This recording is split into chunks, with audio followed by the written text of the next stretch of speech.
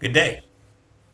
I am Sergio Giralt, professor of medicine at Weill Cornell Medical College, an attending physician in the adult BMT service at Memorial Sloan Kettering Cancer Center, and the deputy head of the Division of Heme Malignancy. I want to update you today on the results of the phase 2 multicenter trial of ide-cel followed by lenalidomide maintenance for multiple myeloma patients with suboptimal response after autologous hematopoietic transplant, or BMT CTN 1902. The reason for this is that patients with suboptimal response after initial therapy and upfront transplant have very poor prognosis. Ide-cel is a BCMA-directed CAR T-cell approved for treatment of patients with at least 2 prior therapies. We hypothesize that in these patients we can convert the suboptimal response to a major response, an MRD negative remission, and therefore embarked on this study. This was a single-arm phase 2 trial in patients with multiple myeloma who had less than a CR after an autologous transplant and 3 months of maintenance lenalidomide still had persistent disease as documented by serum protein electrophoresis or measurable residual disease assessment. The primary endpoint was CR by 6 months. Patients would have their stem cells or their lymphocytes collected. They would be then have some bridging therapy, which usually was not required because these patients were all in remission. And then they would proceed to their lymphodepleting chemotherapy with fludarabine Cytoxan. And the primary endpoint was achievement of a CR 6 months post the CAR T.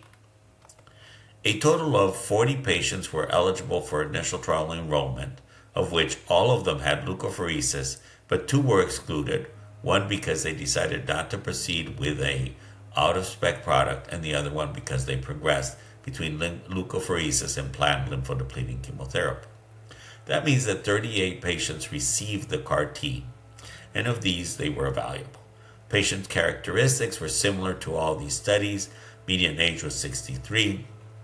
Most of these patients had received triplet, but some of them received quadruplet induction. 30% of them had high-risk cytogenetic abnormalities. The bottom line is that a total of 87% of those patients had an upgrade of their response, of which 63% had a complete remission. When we looked at the time to achieving a complete remission, people were still responding even 6 months after the CAR T. We were able to show that of the patients who achieved a complete remission, most of them, about 70%, were MRD negative at the 10 to the minus 5 level. So there have been only 2 progressions at this time. Treatment was very well tolerated with no incidence of ICANS, and the CRS that was seen was very easily managed with steroids.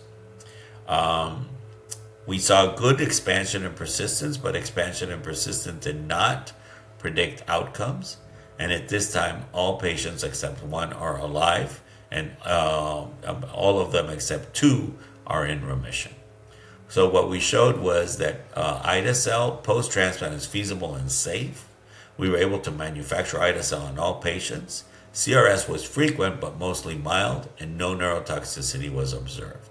We think this is an important strategy to be able to continue to explore in patients who have suboptimal response to primary therapy.